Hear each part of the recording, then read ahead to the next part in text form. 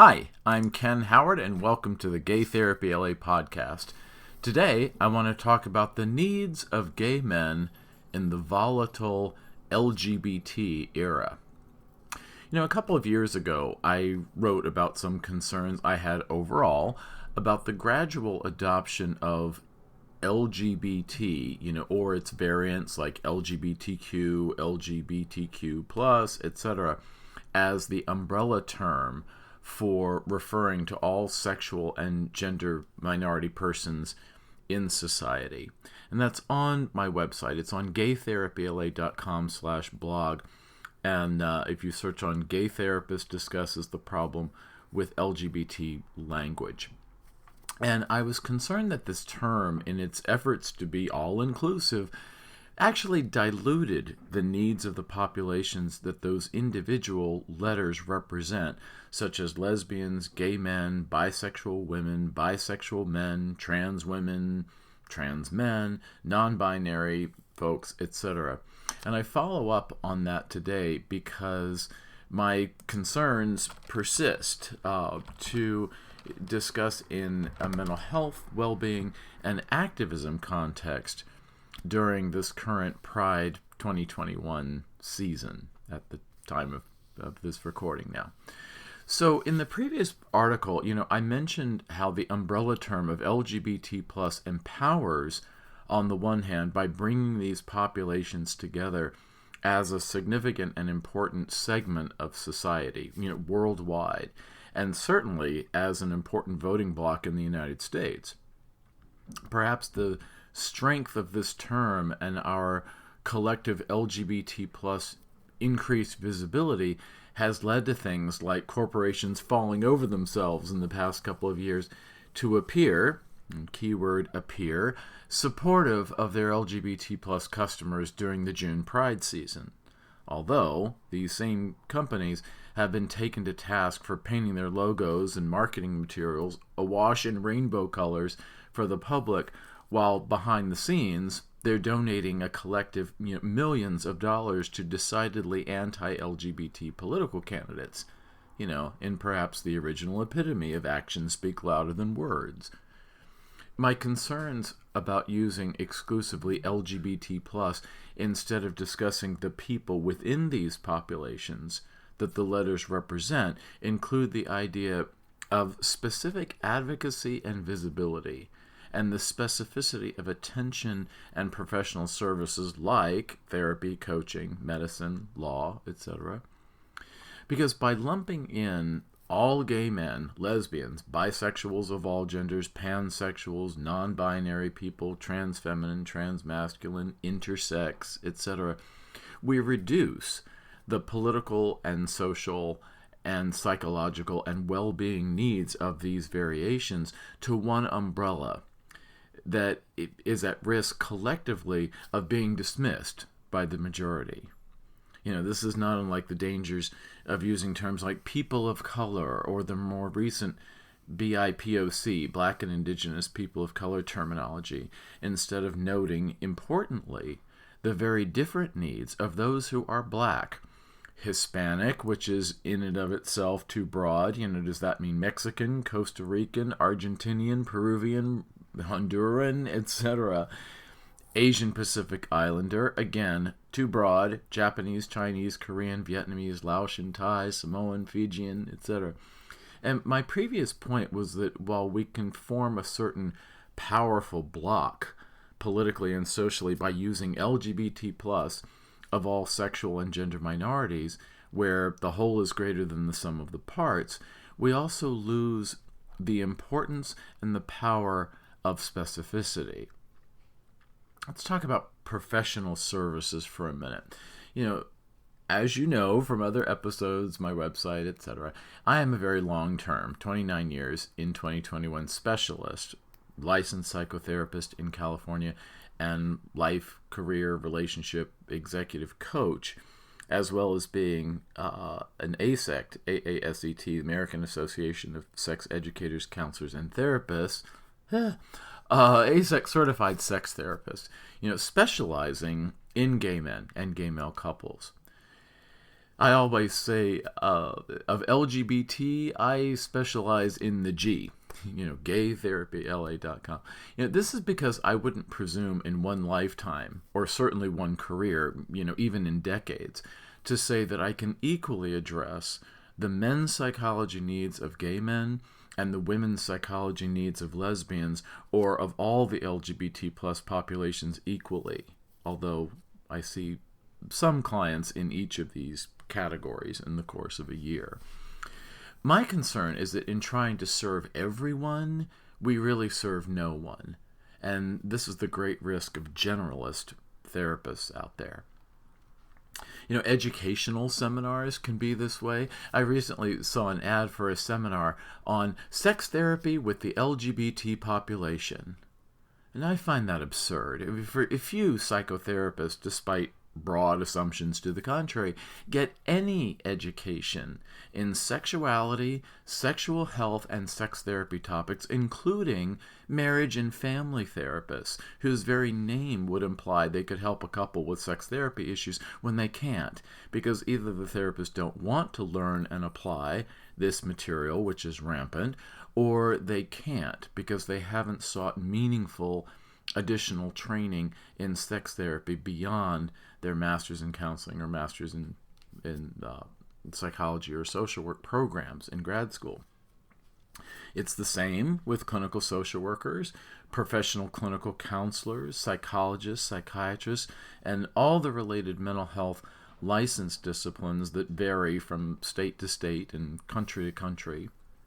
So even as an ASEX certified sex therapist, I don't claim or presume to be able to assist cisgender women's sexuality in the same depth and nuance as I could cisgender men, especially cisgender gay men, based not only on education and experience, but also personally, being a penis owner. And there is something about the LGBT terminology that sounds arrogant to me, especially when it's used in a 3-hour seminar title. You could have a 3-hour seminar on just gay men, just lesbian women, just bisexual men, just bisexual women, just trans men, and that still wouldn't be enough education to really serve those populations in sex therapy in the manner that they deserve. To get anywhere close to that takes years of focused education and experience. It's not just about how things like educational seminars are titled and marketed either. This includes books and articles and webinars and really all the informational products, or even when I see psychotherapists and coaches advertised this way as being, we're an LGBT practice. Unless they have specific individual providers who have training and experience for each of these populations, it becomes the jack of all trades, master of none thing, that ultimately underserves clients and the general public. So when my therapy and coaching for gay men specialty practices focuses on gay men and gay male couples and gay male relationships that are more than two, it's because there are specific needs of the gay male population, and this includes clinical, personal issues as well as the political and psychosocial. For example, one challenge I see in the overall LGBT movement is that in an attempt to right the wrong that lesbians and trans people have historically in the past been largely ignored and overlooked by major institutions, including gay and lesbian organizations, there is a very strong emphasis nowadays on trans women, especially trans women of color, as depicted in the Pride miniseries that's popular now this month. The implications of some articles, documentary films, TV shows, etc., seems to imply that cisgender gay men, especially white ones, are just as much part of the problem as conservative Republican politicians who vote against all minority rights with alarming consistency and actual effectiveness in keeping us unequal and oppressed year after year. Gay white men, and even more so those who are HIV positive, are indeed a social minority, that is subject to stigma, discrimination, gay bashing, school bullying, workplace bullying, street assaults, sexual assaults, hate crimes, and murder. They are still a vulnerable minority population. And this is not necessarily so for straight white men. While women of color, especially trans women of color, are assaulted, raped, and murdered in greater numbers than cisgender white gay men, I think we get into real trouble when gay white men are seen as so privileged that they are part of the problem instead of part of the solution in diversity and justice. But this is not a contest, just like it's not a contest among racial and ethnic minorities to compete for who has been the most historically oppressed. Slavery versus the European Holocaust has been a topic I've seen debated for years, pitting African Americans against American Jews in a vulgar display of both racism and anti-Semitism, all with the support of the white straight male oligarchy as part of their overall strategy to maintain power, quite effectively, unfortunately. Activist friends of mine and other authors have implored all social minorities for years to find common ground against the white straight male oligarchy. And we saw it in the 2020 elections, how effective it can be when minority populations of many kinds band together to fight for our social, legal equality and rights, versus being splintered and therefore weakened, divide and conquer kind of thing. Joe Biden, as a presidential candidate, would not have won the state of Georgia, for example, without the LGBT plus black and women voters coming together as one. And there's a real lesson there in actual election outcomes. For our rights to be achieved, we all have to work and fight for them, because let's face it, the other side is probably working harder to deny us. They are highly motivated to oppress us. In fact, they see it literally as their divine duty under God to oppress us. The fate of your eternal soul, as they see it, is a pretty strong motivation to vote in ways to promote oppression and hatred, and in many cases, killing. So, while I'm not suggesting that the LGBT plus community go back to the days when gay white men ruled the sexual and gender minority population and spoke for all of us, and lesbians were clearly put in the back seat in terms of having a collective voice, and certainly trans people, especially trans women and of color, were ignored, I am saying that each of the subpopulations within LGBT plus needs its own specific addressing of their needs in order to thrive, individually first and then collectively, in all the different domains of life that I coach on. Let's look at the specific needs of gay men's well-being.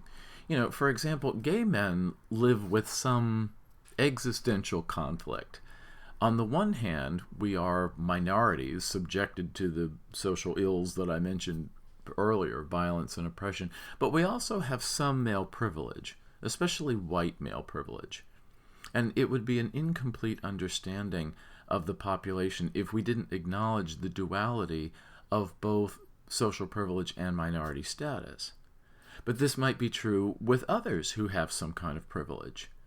Caitlyn Jenner is a trans woman, but is also, by any world standard, extremely wealthy and has class privilege and the privilege that comes from being literally world famous for decades, which is why she gets criticized for apparently being more loyal to her fellow greedy Republicans than she is to anything related to the LGBT community. In fact, she actively works against the LGBT community by aligning herself with politics that exploit minorities, including being against trans girls participating in girls' sports, in a direct pandering to rich Republican voters who probably wouldn't support her anyway in her bid to become governor of California. Oprah Winfrey is a woman of color and rumored to be a lesbian, but yet, is one of the richest women in the world. That's still privilege. We get into trouble when we say that gay white men are part of the problem, when we collectively have countless examples of minority oppression as the victims of anti-gay crimes, both physical, hate crimes, gay bashings, murders, and white-collar crimes, such as discrimination or workplace bullying. And I've been there. So perhaps it's time to remind ourselves that gay men still have needs, even in the current area of these specific needs being kind of diluted in the broader LGBT umbrella. We have needs politically, socially, mentally, physically, professionally. We've considered the political and the social, but now let's look at the others. Let's take mentally. So gay boys grow up knowing, some male privilege, and perhaps we benefit from this without knowing it, as people with privilege generally do. However, we don't always conform to the gender norms and expectations of pure males, and so we get punished for it. Boys who aren't in the mold of their fathers, punished for it. Boys who have interests outside of their straight peers, punished for it. Boys who don't play sports, punished for it. Boys who aren't rough and tumble, punished for it. Boys who don't present with strict masculine, for a 9-year-old, what is that, clothing, are punished for it. Boys who don't take their rightful place to sexually dominate girls, punished for it. It's gender traitor stuff. Boys who are drawn closer socially to female peers than male peers, punished for it. Now that doesn't sound like privilege to me. As boys or men, the mental health needs of gay men at any age include the usual human needs for love, support, acceptance, validation, safety, inclusion, fairness, and what Dr. Albert Ellis called unconditional positive regard from our loved ones. We need these kinds of supports from parents, siblings, peers, teachers, coaches, bosses, co-workers, politicians. Gay men are not automatically perfect on their own without support just because we have male privilege. Let's look at physically.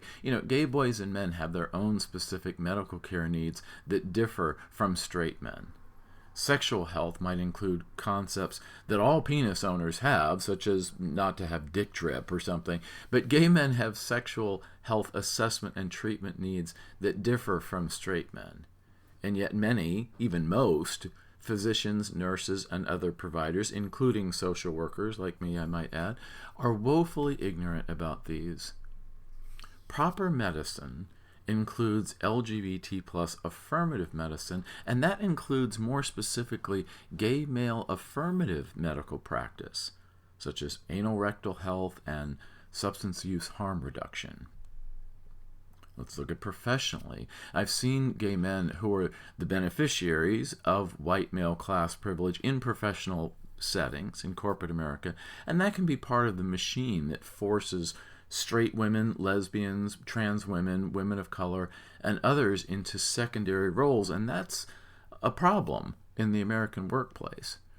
However, gay white men still under-earn their straight white male counterparts, and while the gender pay gap remains a problem, the sexual orientation pay gap is a problem overall as well for all sexual minorities. I do a lot, and I mean a lot, of professional coaching for gay men's careers. It's one of the more common things that I help clients with is the immediate circumstances of their job and career satisfaction, and also the arc for the long term of their career. And I constantly observe how the social oppression of gay men leads them to undermining their own self-esteem in a way that stymies reaching their full professional potential. Straight men are just so validated from the time they're little boys to the time that they're college students and so on as being part of the fold. Come along, son, play golf with us and I'll give you a promotion next month. That happens a lot with straight men. And with gay men, not so much. Well, that's great there, Jason, that you got a partner there. That's great. I don't know much about that. We hear that. I hear that from clients about, the old boys network. The old boys network is forgetting to mention that it's the straight old boys network. And maybe even further, the straight white old boys network. It's not just about being male, it's about being straight and white as well. So again, I'm not saying that it's a contest to see who among us in the LGBT plus community wins some kind of prize for being the most oppressed and therefore must be deemed, superior to all others. That's a divide and conquer strategy that anti-LGBT politicians, aka Republicans, would just rub their hands together with evil glee to see, because it undermines our movement and renders us politically impotent. But I am saying that any non-gay white male person in the LGBT broader community that dares to say that gay white cis men are part of the problem is invalidating the very real, even traumatic, experiences that gay men face, and that I've helped these guys with over my long career as a gay men specialist, and even my own experiences as a gay pos for 31 years man who has been the victim of multiple crimes.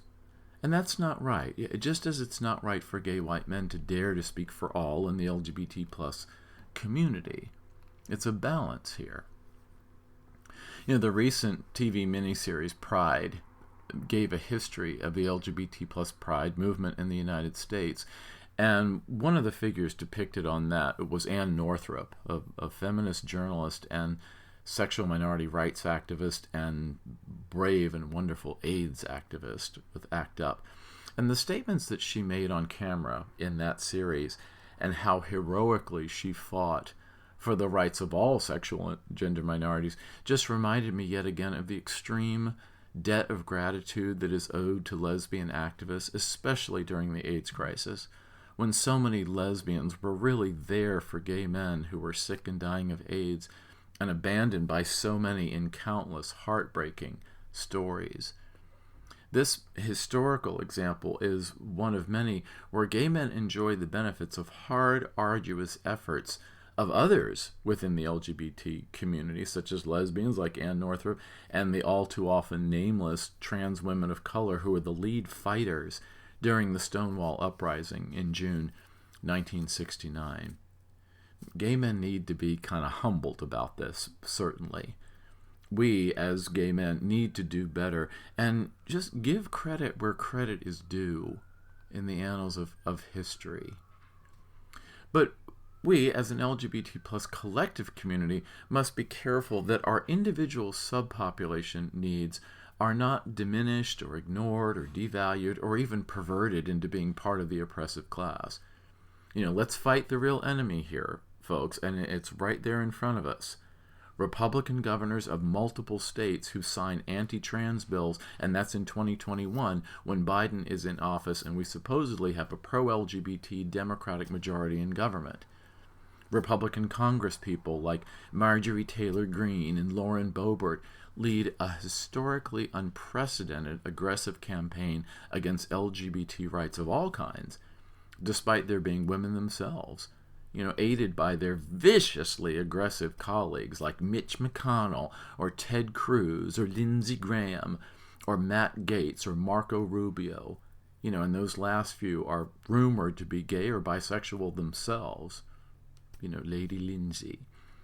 So the Catholic Church recently won a Supreme Court ruling that bars children from being taken into supportive foster or adoption care by same-sex couples due to religious freedom considerations that literally torture children by depriving them of the most basic domestic care in loving homes.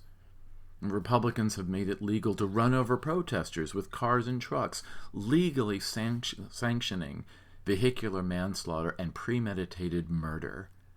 Republicans will not stop until LGBT plus people, people of color, and anyone they deem socially unworthy is either subjugated or killed. That's what we're up against, and that's in 2021, with Trump supposedly gone, at least until his planned comeback in 2024, which is all but assured.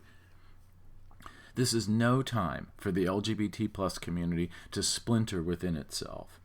In fact, it's time that the entire LGBT plus community expand and join with people of color, immigrants, the working class, women, veterans, the differently abled, and other so-called minority groups to form a coalition to block and reverse the atrocities of the American oligarchy and their tyranny of the majority, which really stops being a majority if all the minority groups band together as one, again, where the whole is greater than the sum of the parts. So clinically and professionally, I will continue to focus on using my professional skills, identity, and influence to support the mental health and well-being of gay men and gay male relationships, just as I have therapist and coach colleagues who specialize in other niche populations that each need their own specific attention and application of cultural competency skills within therapy and coaching. It is my honor and my duty and my joy to do that for the community that I serve. And I challenge others to walk this line too, where we are both the specific and the collective. Isn't that what we're taught as children about the motto of the United States? It is not in God we trust. That's a Cold War baloney and a perversion of patriotism. It's about how the parts come together, the individual states and territories, to form one nation. It's right there on our money, and it applies to both the country and to our LGBT plus community. And it's e pluribus unum. Out of many, we are one. If you'd like some help about the empowerment of gay men and others, then I encourage you to please consider having therapy if you're a California resident, or coaching if you're outside of California in the United States or other countries with me remotely. I'd be happy to help, and that's what I do. Things like this, my podcast, my blog, other types of writings, probably creates more questions than answers. And again, it's the specificity. A blog or a podcast can go out to many, but then what do we do about the individual needs? And that's where I come in to help you. So, if you're interested in doing that, let me know. Email me, ken@GayTherapyLA.com, or you can call or text. Text is actually my favorite. It's the fastest. And that's 310-339-5778. So 310-339-5778 to text or call, and ken@GayTherapyLA.com is to email. Thanks, and I'll see you next time.